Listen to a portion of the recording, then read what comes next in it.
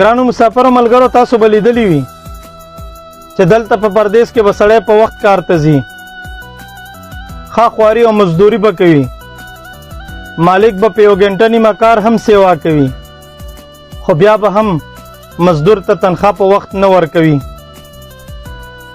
ته به په بلا مجبورو، بیمارو او خوارو کې گیر او ښه په جوختو انښتی وي، خو بیا به هم دوی ظالمانو ته احساس نه کیږي.